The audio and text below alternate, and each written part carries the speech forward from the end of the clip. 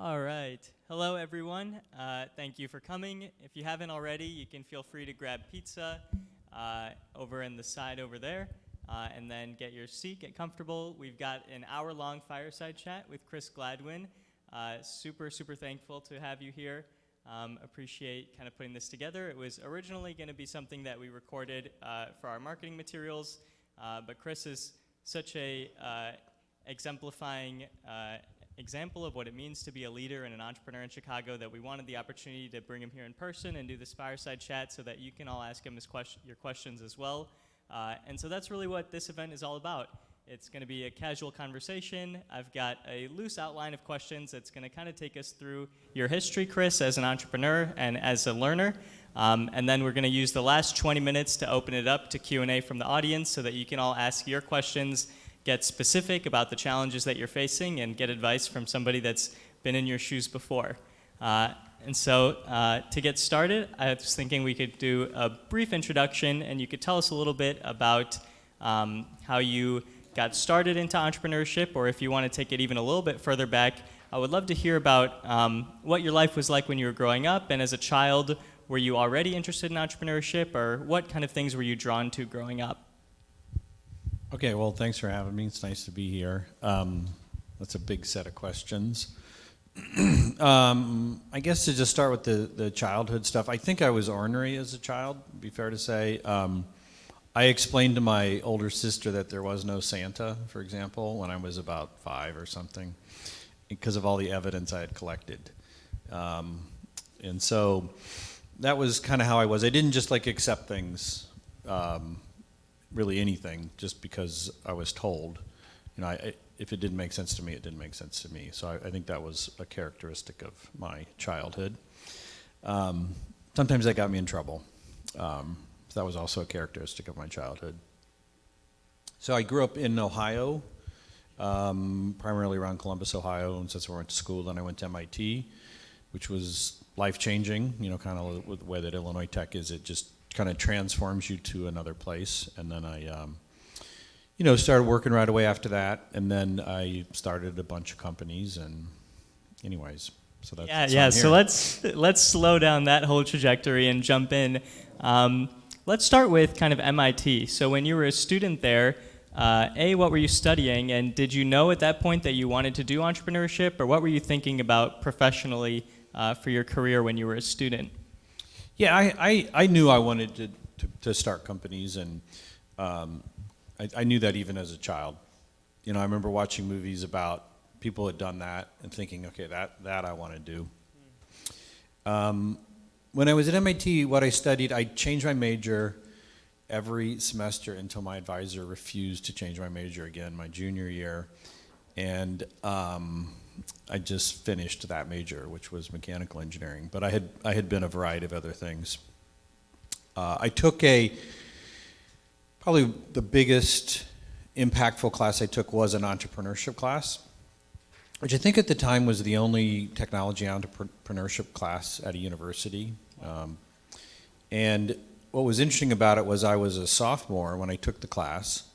And I took the class because one of my friends was a graduate student at the Sloan School. And it was a graduate class. And I remember going to registration day. So they had these indoor basketball courts, and for Reg Day, they would put all these tables of the departments, and you would go up with squares of paper if you wanted a class. And they had this system where that's how you'd register for class. You'd walk around with these, and they'd collect the stacks of paper, and they'd go and program it up. And I registered for this graduate class, even though I was a sophomore, and I thought I was going to get kicked out, but I didn't, which was pretty great. So the class was to write a business plan for a new business. And there was this brand new thing that just came out, and I thought it was going to be a big deal. And so I wrote a business plan for a company to help organizations install and use this new thing. And the new thing was a personal computer. It was when that was announced, and first was a possibility. And so I was very fortunate because one thing about entrepreneurship is maybe half of the outcome is determined by the work that you and the team does, but half is determined by external circumstance. And in a situation like that, where this like new thing was taking over the world, that was a really good place to be. So I wrote the business plan, and then the professor teaching the class, or the TA, was like, "This is really real. You should do this." So I thought that was cool. And so then, I was from Columbus, Ohio, and so someone I knew told me that this big company, Blue Cross Blue Shield of Ohio, had put out an RFP for companies to help them buy, install, and implement personal computers. And that's what I'd written a business plan for. So I wrote a response to the RFP, and while I was a sophomore, my second semester, because the class was the first semester, and I won the business. And a lot of things about that are really funny. Most notably, I had never touched a personal computer. And I just won this giant contract with a big, huge company, and I was a sophomore in college. So, they said, "When do you want to start?" And so I look up, like, when is my last exam? I'll start that following Monday. So then I finished my semester. And then when I flew home, a friend of mine had a personal computer and kind of understood how they worked. And by the way, one of the main reasons I didn't have one is because back then they cost like $10,000, and this is like in 1980, $88 or 86, no, 1980, something in $1983. Like, that's a lot of money. I was like, that was more than a year of tuition. Wow. So like that wasn't going to happen. I had never even touched one. So, I'm going to start Monday. And so a friend of mine had one, and so I went to he said, "Man, you got to do me a favor." So I went over to his house, and like we took it apart, we put it back together. We took it apart, we put it back together. Take all the software off, reinstall all the software, just like everything, like a total crash course in a weekend. And so I showed up on Monday, and what I had to do was not understand everything, but I had to learn everything faster than they could, the customer. So it appeared like I knew, what I was doing, and I was able to do that. So, and then, it actually grew into, we were very successful. I had a, little team of people, and we had other clients, and so, it ended up being a great experience, and I actually made a ton of money, and that's mainly how I paid for MIT. Wow, so your first company you built in college, and it's already successful. Did that trend continue with every company that you started thereafter? I think the biggest disappointment that I have looking back on that is I didn't have the presence of mind to think, maybe my major should be computer science. I took some programming classes, but I really should have done that. I didn't quite understand the value of that. I just thought it was, I did this thing, and it was kind of great, and then now I'm going to get a real job. So I stopped, and I got a real job, and it was in the personal computer domain, but I didn't realize what I could have done. I could have built that up to something more significant. I just thought, okay, that was the job I'm going to have in college, and college is over, so now time to do something different. Got you. So you didn't really view it as in the form of building a company as opposed to more of just like almost freelance work? No. No. So when did you then kind of decide, okay, I'm going to really try again at entrepreneurship and build something up? And what was the next company that you worked on? So I then got a job. I'd done an internship one of my college summers at a big defense contractor, Martin Marietta, now Lockheed Martin in D.C. And then Washington, D.C. And then when I graduated, I just called them and they gave me a job. And I found out later the guy that I ended up, because my internship was for this like super high level executive, and during the course of the summer he maybe spent 6 hours with me. So I read like everything cover to cover. That's all I did. I go to work and I'd read like the entire Scientific American, the full Wall Street Journal, like all of Fortune. I just read. It's kind of fun, kind of boring. But anyway, so then he said, well, we should hire this person. And then I learned later my boss, who I worked for, he didn't even have an opening. He didn't even know me. He was just told, you've hired this person, figure out what they do. So that was my first job. And that evolved into, because I felt like I wanted to go. So back then, the idea of like starting technologies as a thing wasn't really developed. I mean, the big controversy back then was Microsoft, which was a small company. One of the big controversies was the idea of selling software was kind of a like controversial idea. Like, why would someone buy software? They could just write it. You know, just this whole idea of like having software as a product service, that you would sell. Well, now, like, we've moved on to it's a software. Back then, you would buy as a service. Back then, you didn't even have the concept of a service that gave you software was not even in the conversation. Just the idea of selling software, perpetual licenses. You get a box, and it would have a 3-ring binder with a manual and floppy disks. Like, that idea was, like, why would you sell that? Why would you buy that? It just was a weird idea.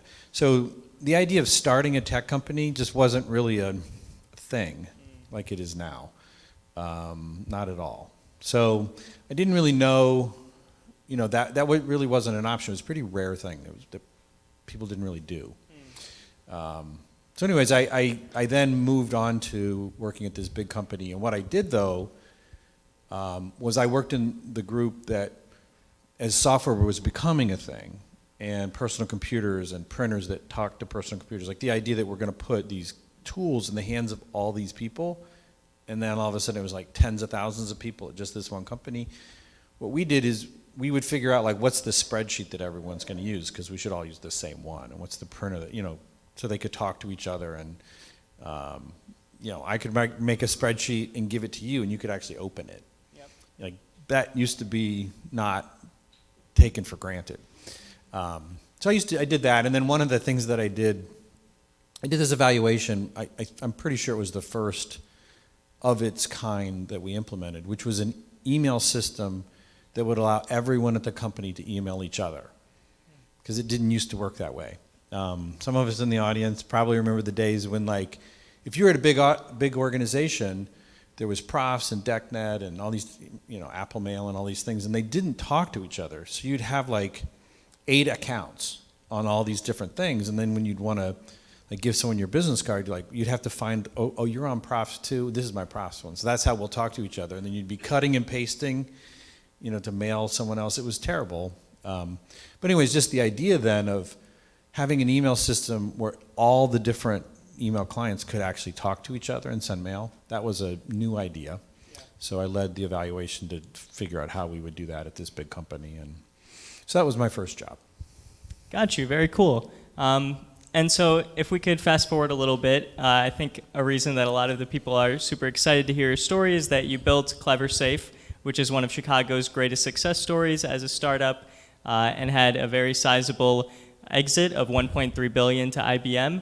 And I would love if we could talk a little bit about your story with building that up. And a lot of what we talk about here in the Startup Studio is the venture design process. And so, you know, how do we look at it in an almost scientific way, the process of building up a startup, starting with your personas of your potential customers and prototyping and everything that goes into building a business. So could you tell us a little bit about the inception of Cleversafe and kind of what it was like from your perspective starting up a company in those early days? So where Cleversafe came from was I had started a company before that called Music Now, originally called Full Audio, that was the pioneer for digital music services.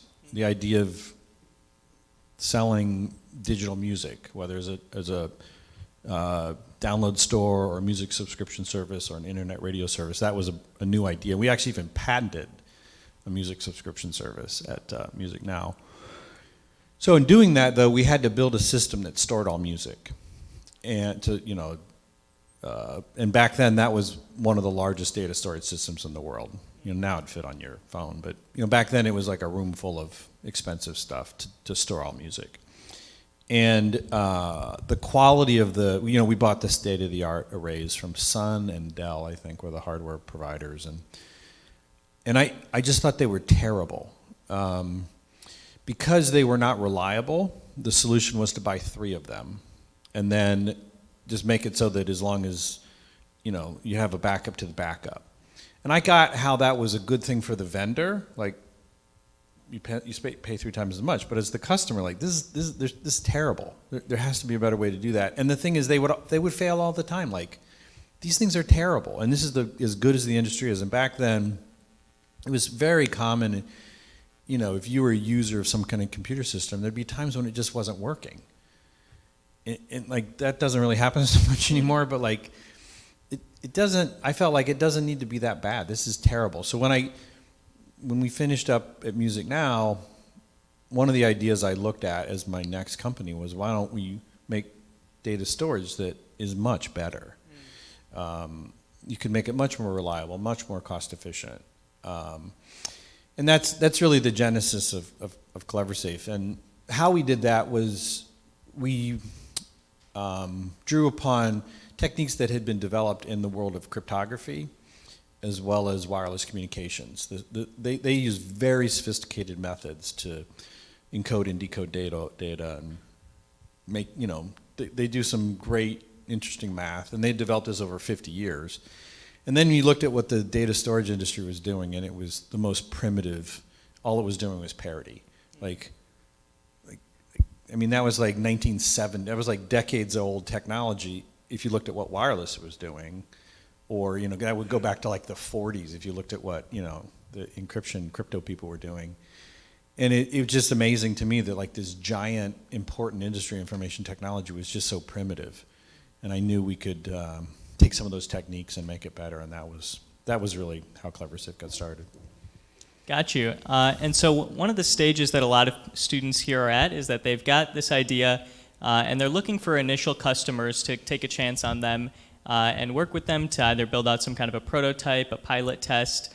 So do you have any advice around how you identified your first customers for Cleversafe, or in general, when you're identifying your initial customers as a startup, how you can go about finding the right people and really appealing to them and working together with them? You know, there's a lot of things you have to have when you start a new company, particularly if it's like an information technology company. You have to get customers to tell you in great detail what they need, what their problems are, how they're using it, because it's just too much. You can't figure all this out on your own. So one of the challenges is it's going to take 100 hours of time of a really in-demand person at a customer to give you that information, and you need to get, you know, maybe 10 different customers to do that for you. And it's just very hard to get them to do that when you're years away for having something they could actually use. So how do you do that?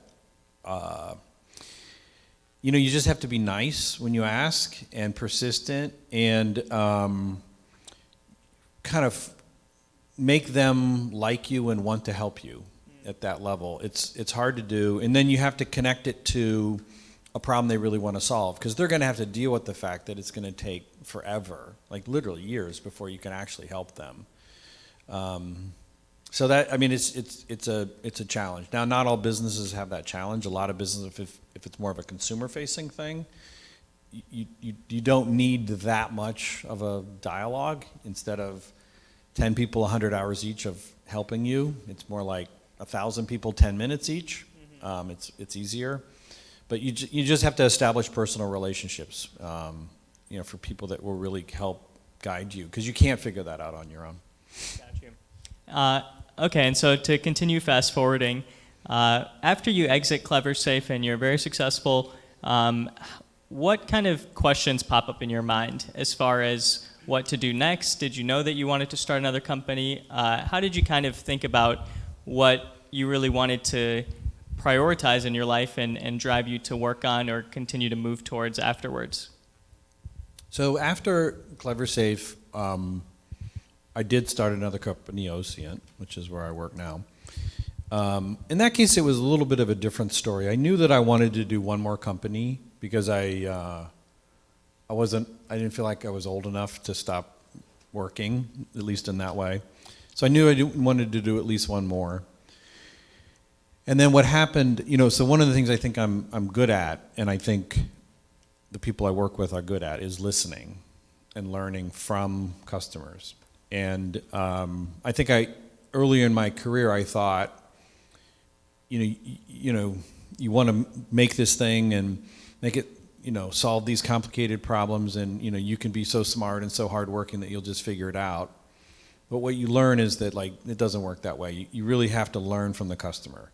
Whatever you think is right is without any of that input, forget it. You're not going to get it. So with Ocient, so what Cleversafe did is it made the largest data storage systems in the world.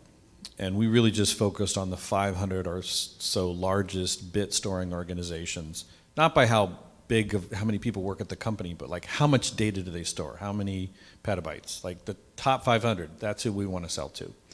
So we spent 10 years selling to them. And some we got as customers, but even the ones we didn't get customers, we would talk to them 50 times over the years. And we just knew what their problems were and what they were doing. And we knew them as people, they knew us.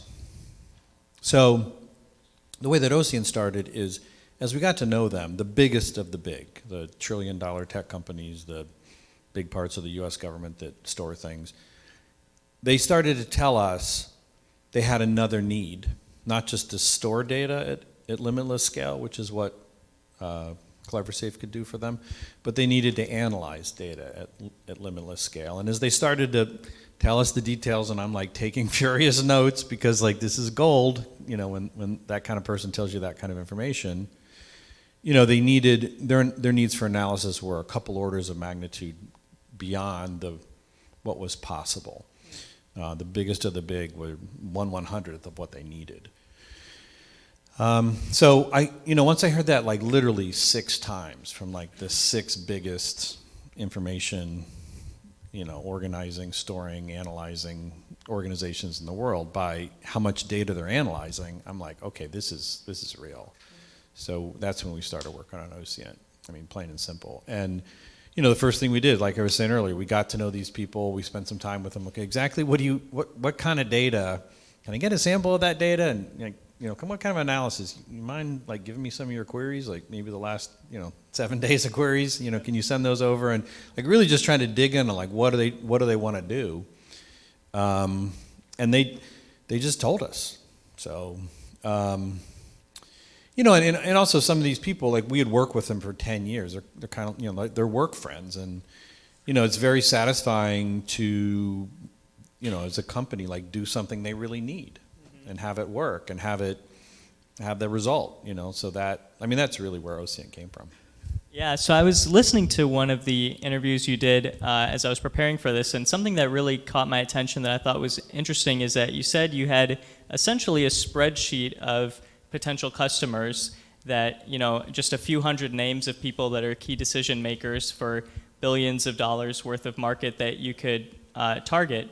And it kind of got me curious, what are some of the differences when you're building a company that's targeting kind of these large enterprise clients, and what do you have to do that's different versus a startup that's either consumer facing or kind of works with smaller size businesses? To both help you in the customer development aspect of it, or just in general building a company with that kind of market? Yeah, so I have done some consumer stuff as well, like Music Now. So I've had businesses where you have tens of millions of customers, and then where you have 10 or 100 or something like that. So there's some pretty profound differences, and a lot of them have to do. Just on the product side. If you're building something that would fill this room full of computers, all the software to run that, they have very different requirements in terms of how do you manage it, how do you upgrade it, how do you know if it's working. A whole world of other things are needed besides just I can run a query. So you don't just have the feature functionality of what it does. That's maybe 20% of the functionality. There's all this care and feeding that has to surround it. So that's really different in terms of the product. But the biggest difference, though, is how you go to market. So if you're going to sell something to 10 million consumers, these days, how are you going to communicate to them? How are they going to buy it? How are they going to use it? That needs to be, not only for you, but for them, it needs to be things that take 10 seconds each. In 10 seconds, I can learn if I need to buy this. In 10 seconds, I can buy it. And in 10 seconds, I can use it. You got to get it down, maybe even 3 seconds. It's got to be that fast, that efficient. There's no human involved in those 3-second interactions. It's all automated. Whereas if you're going to sell something that is a multi-million-dollar thing that a trillion-dollar market cap company or some super critical function of national security needs, like that's a whole different kind of interaction. Like how you communicate to them what it is, how they buy it, how they use it. Those are person year, if not person decade, versus 3 seconds. It's an entirely different way of communicating. And so, probably the biggest differentiator of Ocean as compared to even other database companies that sell to large enterprises, they're all moving to this cloud-first model in terms of how they go to market, how they interact with their customers. We are doing exactly the opposite of that. We are expensive people that get on planes and spend hours, days, weeks, months talking to customers, not always on planes, sometimes, on a call or whatever, but the level of interaction and it's not in 3 seconds, how much information can you convey? 30 words, 10 words, something like that. We're talking about 340-page specification documents are going back and forth. So it's just an entirely different ballgame. Got you. I appreciate that answer. It's, very eye-opening. So I've got a variety of other questions. I was thinking we could do a bit of a rapid-fire kind of approach to these before we open it up to Q&A. So first one, what do you see as the biggest mistake that founders make? Okay, so I'm going to do the 3-second, try to make them, and I know the answer because I get asked all the time. You can do a little longer than 3 seconds. Okay, but sure. It's actually simple. They don't last long enough. So usually what their business is doing is right, but everyone always underestimates how long it will take to do everything, to build the product, to sell the product, to get to profitability. People always underestimate it, and they just don't last long enough. Got you. How do you decide which startup idea to work on if you have multiple? Well, each time I've started a company, I've gone through a process where we have these candidate ideas. There's a team of people that are working with me on evaluating them. Sometimes you'll go so far as to put, a team of 10 people work on it for 3 months and conclude this isn't going to work. So, it's just you're looking for businesses that are these gigantic opportunities that fit what you're great at, and the timing to do it is right. You don't want to be too early, you don't want to be too late. So a big opportunity, the right timing, and something that's suitable for you. Yes, because you have to have advantage. If you're just as good as everyone else at it, you got to be better. What would you say is your single biggest advantage as a human or as an entrepreneur? So this model that I'm doing now with Ocean is really the same model at Cleversafe. Mm-hmm. And then even though music now is interesting because we were B2B to C, so we were the back end of every digital music service in the United States except one during the kind of pre-iTunes era. So we were selling to enterprises, and the one before that we were selling to enterprises. So but really the team of people that I know and work with, because there's a lot of people that are part of multiple of these, we know how to identify, going back to what we were saying earlier, we know how to identify need, we know how to listen, get that information and listen it and understand it, and then build something that does that. So our niche is this hyper scale, top 500. We've just learned how to build things for them. Yep, makes a lot of sense. Next one. Do you think there are different archetypes of founders, like personality types or different types of approaches to the game? And if so, what type of founder would you say you are? Oh, there definitely is, and it fits those things. So if you're making, largest data analysis systems in the world or largest data storage systems in the world, there's a certain way you need to go about that to be successful. So one of the key characteristics is persistence. So, like at Ocean, we didn't have our first live production customer until depending upon your definition of start, year 6 to 8. So 6 to 8 years of time, big team, working hard all the time, no customers, in production. So you have to have a certain degree of persistence. The other thing that we focus on is problems that are require person centuries. And what I mean, like take 100 people for a year, that's a person century of work. Like person centuries, like 3 person centuries of expertise. And so people that really can get to be experts in that domain over time. And then I guess it relates to the persistence, but like you really have to like know how to learn, know how to develop expertise. I can't wait to start saying that I have person centuries worth of work to do when I'm feeling burnt out. You get like half of one in your whole life. That's what you get to contribute. It's true. It feels like more sometimes. So one of the things I find interesting about entrepreneurship is that people have to keep evolving as new projects, new objectives arise. Even students, you kind of have to have an initial evolution from student to CEO, even if you're the only member of your company or you only have a couple other teammates. So what has helped you in kind of that challenge of evolving yourself and taking on new roles as you've navigated through the process? Yeah, I mean, for sure, humility. You know, I was at an event last week in Washington, D.C., and one of the speakers there said he's invested in like hundreds of companies, and one of the main things he looks for is humility. You can be really smart and really humble at the same time, because, you know, you have to know your stuff, but at the same time, when you ask customers to buy your thing, you're going to get rejected 90% of the time. When you ask investors to invest in your company, you're going to get it rejected more than 90% of the time. So you're going to spend most of your day getting rejected if you're going to be a startup CEO. That's just how it is. And so if you are arrogant, it's going to hurt you to the point where you can't do that for a decade. It's going to just break you down. But if you have humility, then you can hear that, internalize it, and learn from it. And so I think that's the thing, is you have to have that humility. You can't think, I'm so smart that, you know, they're wrong because they're not buying this thing I'm trying to sell them. Like, no, that's not what's going on. What's going on is they're just not buying it, and they're going to tell you really valuable information about why, and you need to, you know, be excited about hearing it, embrace it, and learn from it. Yeah, the market is the market. Customer's never wrong. One of the most interesting topics, I think, in entrepreneurship is leadership. And it's something that we see among our student teams. The ones that have just natural leadership abilities tend to be much more successful. Do you have any advice around becoming a better leader? Anything you did to kind of improve in that area? Or just general advice around being a better leader? Well, I think a lot of it goes back to what I think earlier on, I was less humble than I am now, for example, because I thought I was really smart.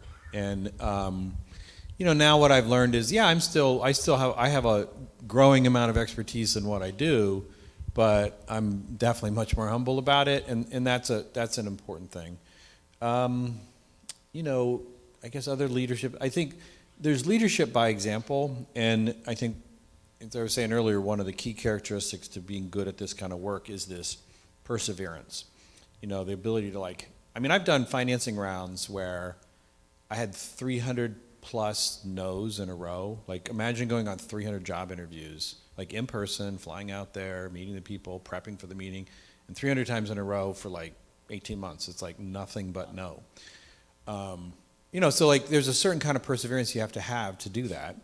And like you're up for every, 301, you're like full of energy and you're gonna go in there and kill it, you know? It's gotta be your attitude. So that, I think, kind of persistence and just hard work is a leadership quality that you set by example.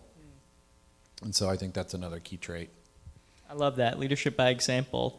Do you have any life hacks or business hacks that you swear by? Things that are maybe like simple or minute, but just have made a big difference in your life? You know, one that I've talked about before is a lot of people will ask me, how do you prepare yourself to be an entrepreneur? And unfortunately, for the kind of stuff I do, the reality is you typically don't make any money at first. Like, you work at a company like Cleversafe, and like a couple years go by and your salary is zero. And actually your salary is negative, because not only are you not getting paid, but you're investing. I did the seed round. And so how do you prepare for that? Well, I guess I've always said, well, the way I've done it is when I've had a salary, like when I worked at Martin Marietta, I would live at half my salary. So I would save half of it.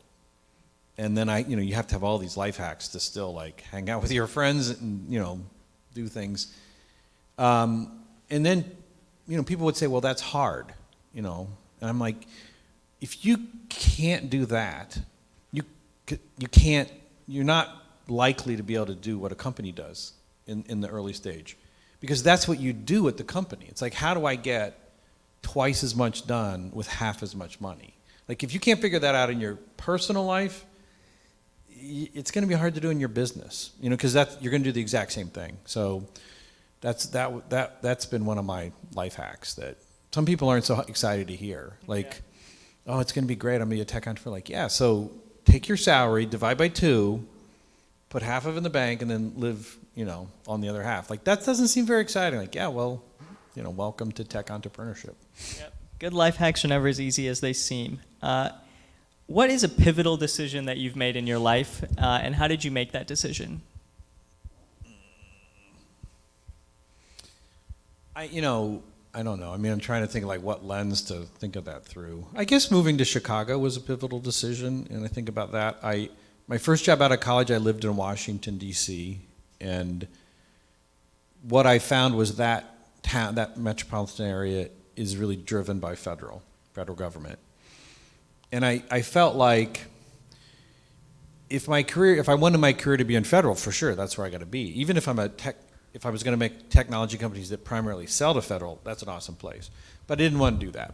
I wanted to start technology companies that were more kind of general market. We could sell to federal too. And so I wanted to live in a city that was more like a business city, and that's when I decided to move here.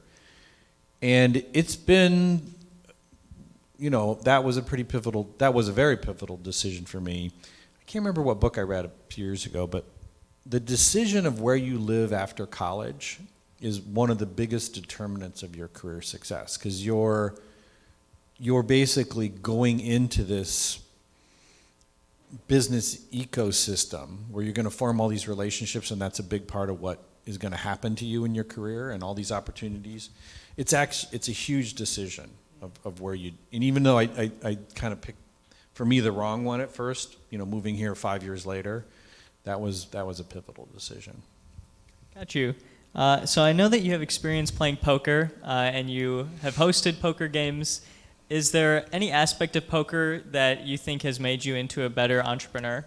Some people in this audience have played poker with me. I'm aware of that. I would say, for sure, it kind of goes back to what I said earlier. The way that poker is, and the reason why I have found all my tech entrepreneur friends love to play poker, is because it's very much like tech entrepreneurship, in that half of the outcome is determined by your play, and half of the outcome is determined by external factors. I mean, if you get pocket kings and that person's got pocket aces, you're probably going to lose no matter how well you play it. And that's how, I've learned that, like at Music Now, for example, like our timing was just a little off, and it didn't matter how well we executed. We actually proved that we could not succeed because we had executed on everything possible. It's just the timing wasn't right. That's a whole other story. But yeah, that's a good lesson. It's half you, and it's not you, but you and your team and your company, and then half just the external thing. I mean, there's plenty of examples of companies that were just in the right place at the right time, and like, off they go. And plenty of examples were like, man, they did some great work, but didn't matter, And to continue the poker metaphor, for a lot of people, they're building up a startup on the side. It's something they're balancing with school and other activities, maybe a job. How essential do you think it is for an entrepreneur to go all in on their startup to really be successful at it or have a chance to? Yeah, when I was, back in the 80s when I was graduating, there were still technology ideas that you could do on the side. Ideas, like new business ideas that you could develop at maybe 10 hours a week or something like that. All those are done.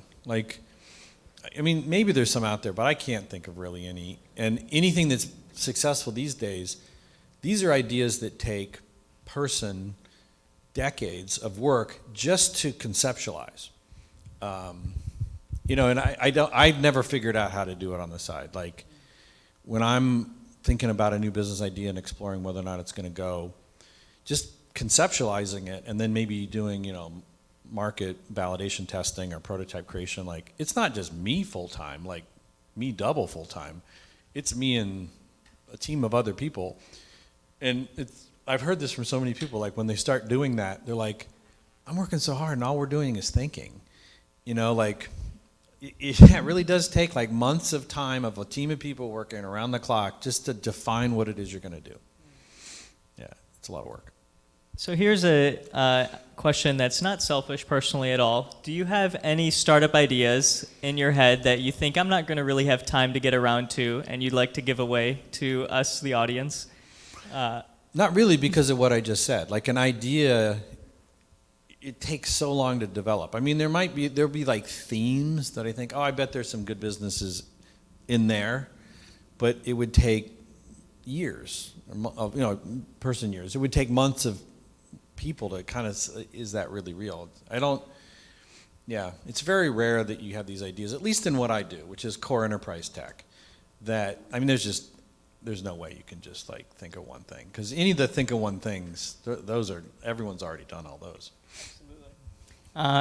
Okay, last question, and then we'll open it up for the audience to ask their questions. What has been the most memorable day in your career thus far? Yeah, I would say the most memorable day was the day that IBM announced they're buying Cleversafe. The dynamics of that were really fascinating too, because IBM approached us for years, and I, you know, we would tell them, we got to be, you know, our investors, we won't sell for anything less than $1 billion. At the time, we're like a $1 million company. Like, you're not going to pay 1,000 times revenue. Come back in a few years. So, you know, they did approach us, and then, you know, we negotiated a deal. But IBM wanted to announce this on a Tuesday morning because their CEO was the keynote speaker at this Gartner big conference, and she was going to talk about that in her keynote address that you know, they just bought us, and we were going to announce it Monday morning at Market Open. So it was at 7:30 in the morning in Chicago, and for a variety of reasons, we had to keep it a secret. And we didn't finalize the deal technically until that Sunday night. And that's, well, I mean, we finalized the terms like late the Friday afternoon before. We hadn't even told the whole board this was happening. You know, the board had created this subcommittee. I mean, they all knew, but technically we couldn't really tell them the details. We hadn't told our investors. We hadn't told employees. Like, no one knew, and really no one knew. So, you know, that weekend, we had to call everyone and tell them. I'll tell you a funny story. Like, I mean, Nick's probably heard this, but like one of our investors, Jim Dugan's a very excitable person, and he was like in the A round. Like, this was the 50X round. And I remember the movie, God, what was the movie that played that weekend? Maybe it was like one of the big Star Wars movies. And so I actually went to the movie with a bunch of friends that night.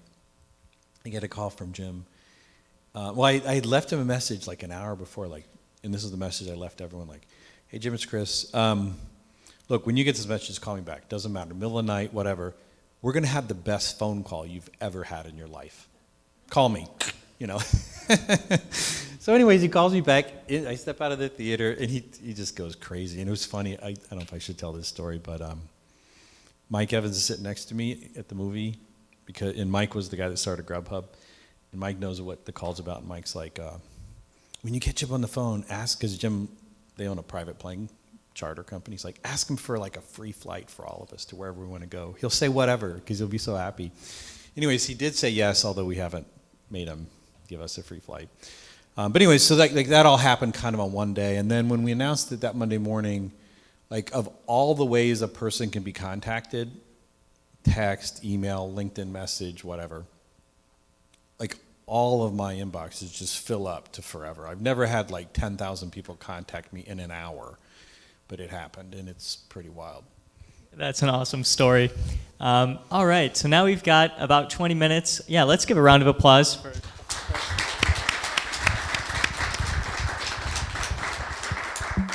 So we'll go ahead and just do questions. You can throw up your hand, and I'll try my best to repeat it so that it can get captured by the recording. Yeah, go ahead. So, like, what's your take on like Metaverse? Yep. So the question is, what is your take on the Metaverse? I mean, but I would put that in the category of what I was saying earlier, where there's giant new business opportunities in there. There's just no doubt about it. But to really like dig in and explore, you know, in terms of, from the perspective of what are those opportunities, how would you get started? You know, it'd be a really fun, but long, detailed, lot of hard work. So I've thought about it like about that much. Yeah, there's a bunch of really cool things over there. I mean, the other issue I have is like, so at Ocean, we've hired, I think, about 35 people that were at Cleversafe as well, and we're all like friends forever. And we've all, whenever somebody comes over, they have this fantasy that, self included, okay, this time around we know what we're doing. We won't have to work 80 hours a week. You know, it's a fantasy. I mean, I'm telling you, like everyone is working just as hard, and so, you know, you're better at the work, but you still have to do it. Getting rejected by 100 investors takes just as long as it used to take. So the net is I don't have the time or energy to really think about something like that because it would take months, and I have like 10 minutes to think about it. Yeah. What are some key things to focus on building new relationships with clients? Cool. Question is, what are some new things to focus on when building new relationships with clients? Well, like in my world, because the relationship needs to be a very trusted, engaged, high bandwidth of communication relationship, you have to, so they have the same issue that you do, that I do, which is they only have so much time. That's the number one issue. They're busy. So they can only spend time on something that relates to what they need to do. So you have to connect it to what they need. You know, so just, hey, it would be really cool if we did this. They don't care. Or this is this really neat technology. They don't care. If it's, this is the problem that you have and I think we can solve it, okay, now they care. So you got to connect it to what they care about, because that's what they're paid to do, is to solve the problems they need to solve. Yep. I saw you speak in your early Cleversafe days that when we couldn't even get 1/10 of the number of people in the room. Yeah. And I remember it vividly talking about how capital intensive the business was. Yeah. But yet you just talked about that other problem with the bottlenecks. What should entrepreneurs today learn from the constraints you had then that most of them never have to deal with now if they get the problem? Cool. So question is, what can entrepreneurs learn about the constraints that you had to face from your fundraising experience? And was I speaking here on campus? No, it was some, remember back then there was these little groups that made little business. Oh, I'm just curious. Because, you know, I mean, I'm sure you know, but like, I'm not sure everybody else knows. Cleversafe for its like years 1 through 3 was, first we were at 3424 South State. And then we were in the tower on, I think, the 12th floor, the 16th floor, the 18th floor, somewhere in there. So that's why I was thinking it might have been here. But this is before this building, I mean, on campus. Well, I guess I would say, what could you learn from that? So the journey, particularly at Cleversafe, because it was the first time around, or, yeah, well, it was true of the other ones too. I mean, this kind of business model that I have specialized in is not super fun early on, because it is kind of impossible. Like, you have to fund 300 person years of expensive, talented people, you need tens of millions of dollars, but you don't have any revenue. And like, by and large, you know, the venture community doesn't invest in that. So it's very difficult to get started.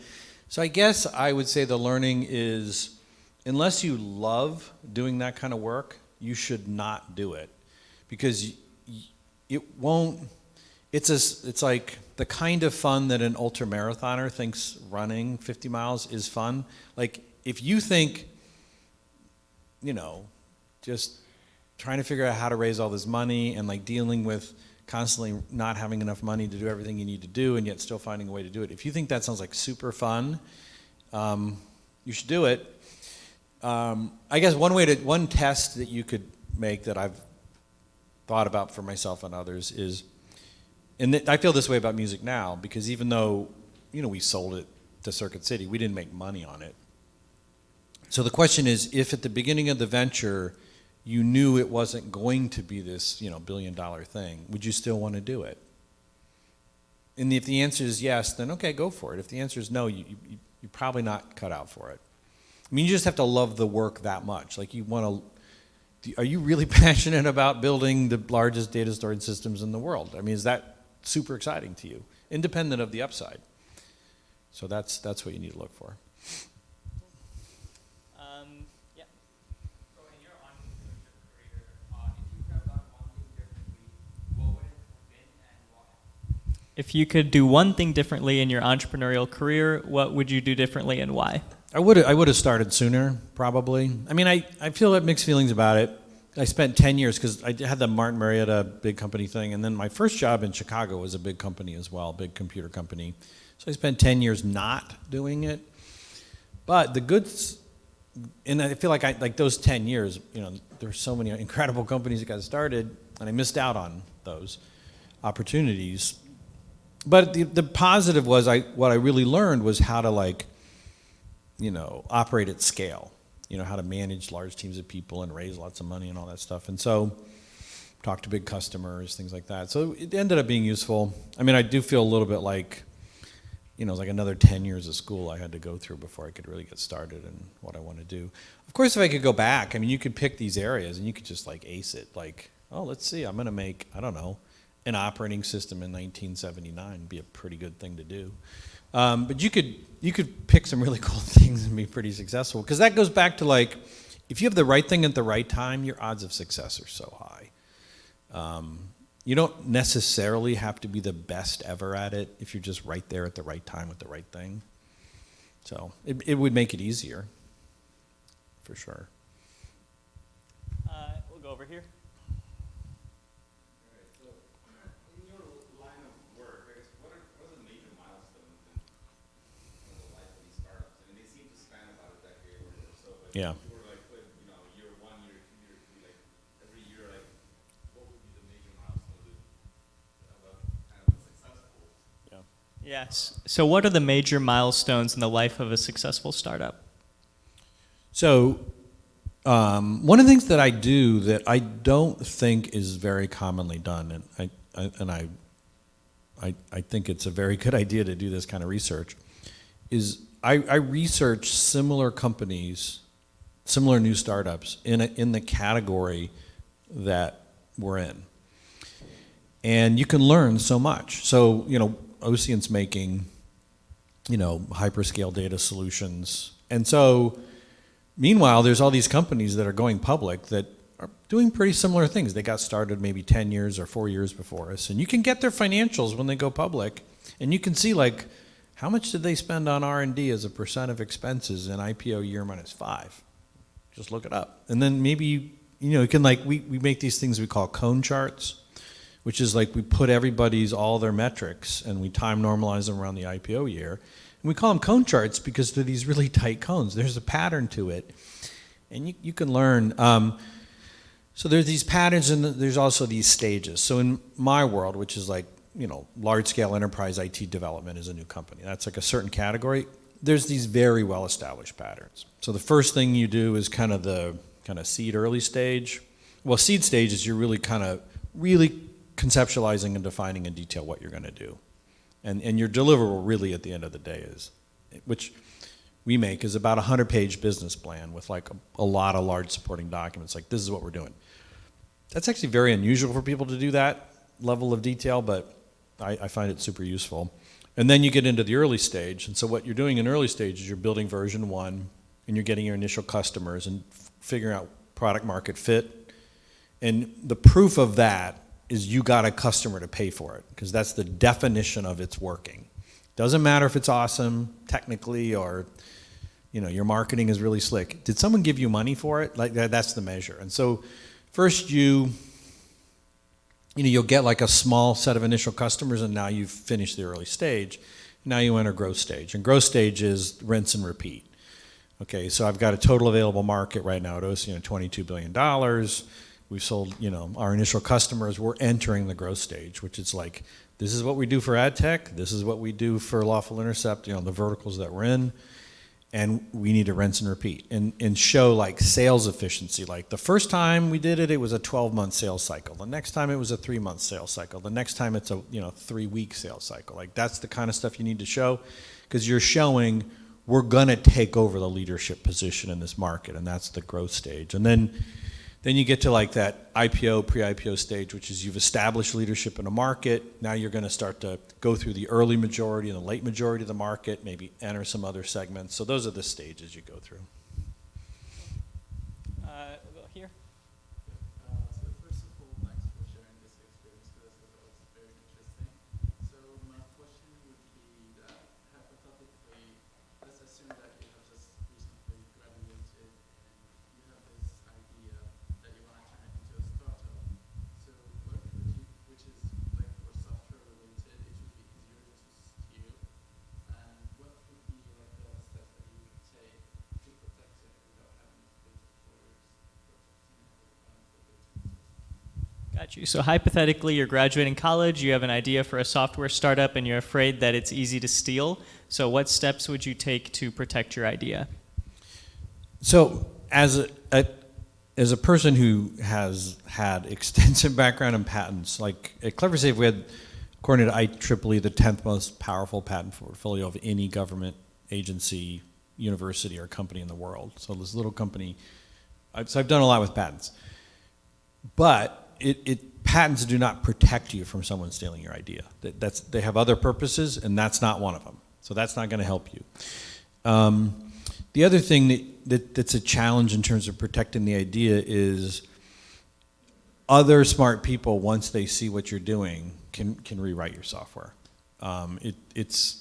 So that's just the reality. What really protects your software, and let me just say what software really is it's a journey where you're constantly improving and expanding what you do as the software company to deliver increasing amount of value to your customers. So it's not like this point in time, somebody wrote the perfect algorithm and we're done, we just collect the money.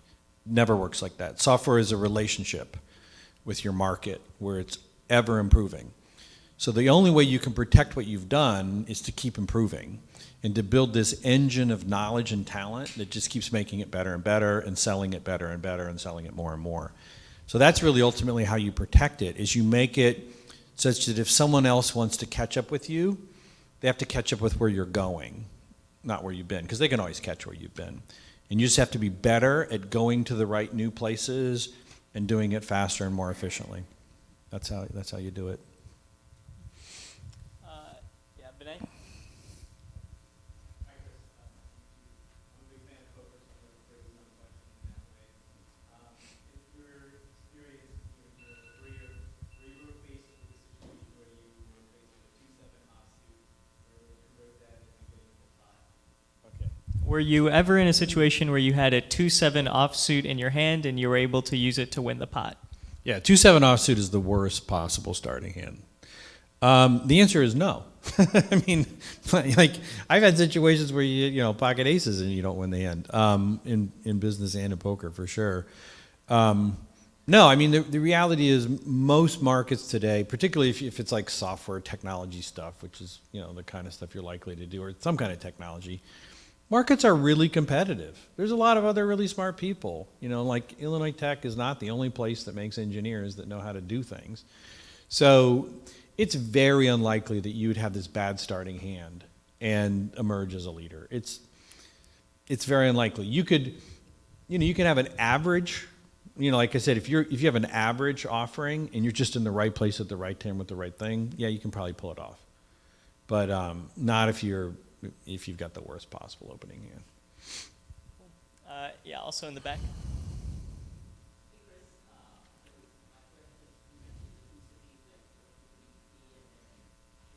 Yeah. Yeah. Did I ever consider moving to the Bay Area is the question. Many, many times. As a matter of fact, I've worked in the Bay Area while living here. I used to fly out every week and fly back every week. I guess so I've thought a lot about it. The reasons why I chose to live here is because I just like it here more. I mean, is the honest answer. I grew up in the Midwest in Ohio, so I feel at home here, and so that's really the reason that I want to live here. I would have moved there had I felt like I couldn't be competitive and great at what I do in terms of starting technology companies here. So then what I've kind of found my way to is finding technology startups that have advantages to being here. And so if you look at Cleversafe and Ocient in particular, each of these are these multi-person century development efforts where you have to develop this team of expertise, and and it's a software relationship where like every quarter you're pumping out great new stuff that's really hard for everybody to catch up to. What I've found the advantages are here is the average quality, particularly of college graduates that you can hire here, is substantially higher than it is in California. It just is, like at Ocient before COVID, we literally had 10,000 people from this university and other great universities in the Midwest. 10,000 people apply for 20 positions. Let me tell you, those 20 people are unbelievable. You can't do that in California. Although things have changed with COVID, but that's another story. And the other thing, when you really work on these like big problems, like you need your average retention to be like 8 years, because you need people that really get good at this, become the leading experts, and you're not going to do that in California. Now, so anyways, that's why I've ended up kind of being drawn toward things that have those characteristics. So we have advantage to doing it here. Now, COVID has changed everything. Before COVID, Ocient had 40 employees. They were all here. Now we have 110 employees, and half of the new ones are not in Chicago, and they're all over. They're in India, they're in Germany, they're in the UK, they're in Canada, Colombia, United States, and all over the United States. And we're not going back. So now it's a different world. So it kind of negates what I just said, but so I guess the advantage we have now to being in California versus being in California is similar. We're still mainly here, and I think just our culture and the type of people we hire, it's more like we're targeting the 5 to 10 year retention average. It'll be interesting, and we're doing it. I guess I'm trying to figure out like how are we able to do that in spite of the fact that we actually have employees in California and they're still staying around for 5 years. I guess because we've picked problems that need that, and then we pick people who want to do that. We're very upfront, like if you come work at Ocient, like it's going to be really hard and you're really going to have to learn a lot. And if people aren't into that, then they don't come work for us. All right, we have time for one last question. Yeah? Hi, here's my name is Keelan. I have the following question. What can you do to listen to your clients and have the right information? Because sometimes clients know their own pains or needs, but the way they express is through solutions. Yes. Yeah. Maybe the pain is real, the need is real. Yep. The solution is wrong. Yeah, so the question is, how do you effectively listen to your customers? Yeah, and it's really actually very hard to do. I mean, because they don't usually know a lot of what their problems are. They have a tough time describing them. So for example, at Ocient, we focus on the largest data analysis systems in the world. And so one way to measure that is like, we will ask a customer, in your biggest database, when you run a really big query, how much data does that look at? They have no idea. They've never been asked this question before. So it's really hard. And then you ask people, they often don't say what they're going to do, and they often don't know really because it takes them a lot of work to really understand their problem in a way they can describe the details to you. So I guess I would say that's just one of this. First, I would say it's a skill that I've learned and other people that I work with at Ocient. Like, we've really learned how to do this. Like we take notes, like, you know, we take notebooks and pens to meetings, which is kind of unusual these days. We actually take notes. And we've learned, like, we spend a lot of time, when I go meet with a customer and I'll ask them questions, we'll talk about, like, did that question work? Is there a better way? We spend a lot of times, like, figuring out what questions to ask. So I guess I would just say it's really almost an art form. Like, how do you learn the right questions to ask, how to listen, how to get them to just start talking and just go and go and go and give you all. It's hard. It's like asking, like, it's almost like art. Like, how do you make, good painting? Well, it's hard.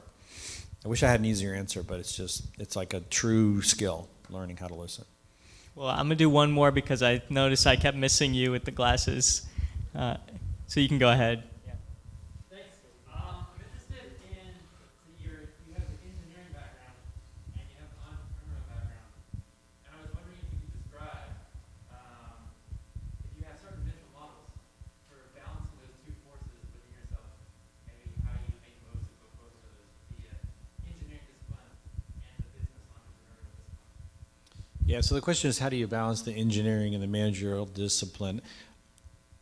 Engineering is a certain thing. Input, outputs, how does it work? What's the system? How do you describe it?